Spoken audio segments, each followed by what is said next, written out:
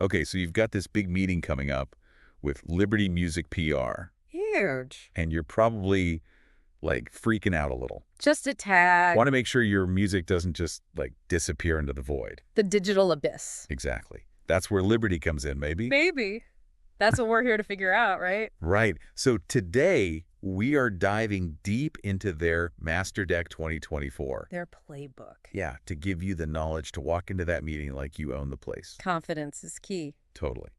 And the first thing that jumped out at me, their tagline, empowering talent and artist independence. Catchy. Super catchy. But what does that even mean in the music industry? Like, what does that actually look like? It's a good question because on one hand, you have artists who want to, maintain their creative control. Right. Stay true to their sound. Exactly. But then they also need support. Like they need help getting their music out there. It's a tough balance. It is. And I think what's interesting here is that Liberty seems to get that, like, they're very much about working with the artist, not like taking over. Yeah, I'm seeing phrases throughout this master deck. Tailor our process and work in partnership, which definitely gives off that vibe, right? 100%. They even use the phrase extension of your team, which I think is really smart. Because no artist wants to feel like they're, like, signing away their creative freedom or anything like that. Exactly. No one wants to be a cog in the machine. Totally. Okay, so they list a bunch of different services that they offer. Publicity, playlisting, radio, TikTok, partnerships, YouTube. Whoa.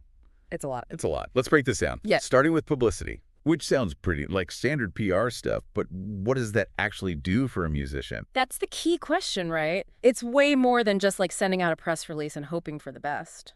Because nobody reads press releases anymore. I know, right? So Liberty is talking about things like getting you premieres, setting up interviews, securing reviews, all about getting your name and your music out there. In front of new ears. Exactly, new fans.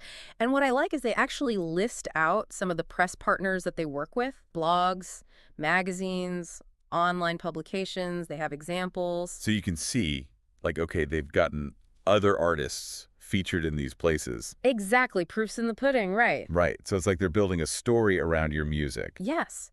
They even say that helping artists tell their unique story because it can't just be about the music anymore. It's about the whole package. The whole vibe, and that makes people pay attention. Which, in a world of, like, endless scrolling and infinite content, is huge. It's everything. And when it comes to reaching new listeners, playlists, like, you can't talk about music promotion without talking about playlists. Those are everything these days. But it feels like such a mystery. Like, how do you actually get on these playlists? It does feel like a secret society, right? Sadly. But there is a method to the madness, I promise. So they break it down into two main types of playlists, independent and algorithmic. Okay. Independent playlists, those are the ones curated by real people, tastemakers at Spotify, Apple Music.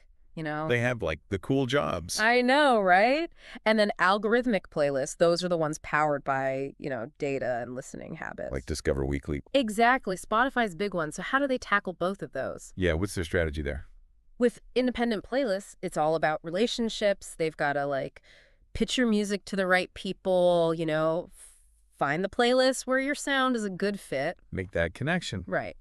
And then for algorithmic playlists, it's all about what they call stream quality. Stream quality. What is that? Like, how clean your audio files are or something? No, it's not about the technical stuff. It's about attracting listeners who are going to stick around. They're invested, yeah. Exactly. So it's not just about how many plays you get, but, like, are people listening to the whole song? Are they adding it to their playlists? Are they coming back for more? So you're not just, like, a flash in the pan. Exactly. You want those long-term fans. The ones that are, like, buying merch and going to your shows. Yeah. Yes, that's how you build a career, right? Right. Okay, so we've covered publicity, we've talked playlists. Now let's talk about something that feels almost old school now. Radio. Radio, huh? Yeah. Is that even still relevant in the age of Spotify and Apple Music and all that? You'd be surprised. I mean, yes, streaming is king, but radio, especially for certain genres, still has a ton of clout. So how do they approach radio then? Because you can't just send your song to every station, can you? You definitely don't want to do that. A waste of time. Exactly. It's about being strategic, right? Yeah. They talk about targeting stations that make sense for your sound, your brand, your existing fan base. Finding your people. Yes. So if you're like a super heavy metal band, you're probably not going to get played on the top 40 station. And that's okay. It's about finding your lane. Exactly. And radio can still be a powerful way to connect with those superfans, the ones who are really engaged with like local music scenes and discovering new artists in a different way. It's like that personal touch. Yes, exactly. And having this knowledge about how publicity, playlists, and radio work is crucial going into your meeting, right? It shows you're thinking about these different avenues, asking good questions. You're not just like going in blind. Exactly. Okay, but radio's like, what, decades old? Right. What about all the new stuff like TikTok? Oh, TikTok. Everybody's talking about it, but can it actually like make or break a musician's career? It's a good question. It's the question. It is the question. Because TikTok is. It's powerful. So powerful. But it's not enough to just have a catchy song, right? No, it's all visual. Yes, you need a hook. You need that visual element, something that grabs you. That's interesting. And I think that's where Liberty's approach is actually quite smart. Okay, so what are they doing on TikTok? They're all about influencer marketing. So instead of, trying to create viral TikToks themselves, they're tapping into the power of those creators who are already killing it. So smart. It's all about who you know. Right. And they actually name drop some big names in here. Tara Macri, Rex Evans, JYMNTL. Oh, yeah. They're like huge. Exactly. So it's like, why start from scratch when you can partner with someone who already has that built-in audience? Or they're speaking their language. Exactly. Okay, now for the platform that's impossible to ignore, YouTube. It's the OG, right? Right. But I think people, sometimes they think music videos and that's it, right? Right, but it's more than that. It's so much more than that. It's a place to build a community, grow your subscribers. Right. So how does Liberty, how do they handle YouTube? So they've got two main approaches, and they've given them very catchy names, which I appreciate. Go big, go global, and niche is nice. I like that. Niche is nice. I like that a lot. So go big, go global. It's all about maximizing your reach, using those pre-roll ads to get your music video or your content in front of as many eyeballs as possible. Blanket the internet. Exactly. And then niche is nice is more about targeting. So being more specific? Very specific. They use those pre-roll ads, but they use data to make sure that they're hitting the right regions, the right demographics. It's a smarter approach, especially if you know exactly who your fans are. That makes so much sense. And they even give examples of how they've used that data to target specific cities. That's so interesting because if you know that most of your listeners are in I don't know, Berlin. You want to be hitting up the Berlin YouTubers, not wasting your money on Exactly. And this is another thing to bring up in your meeting. Do you have a sense of where your biggest fans are? Yes.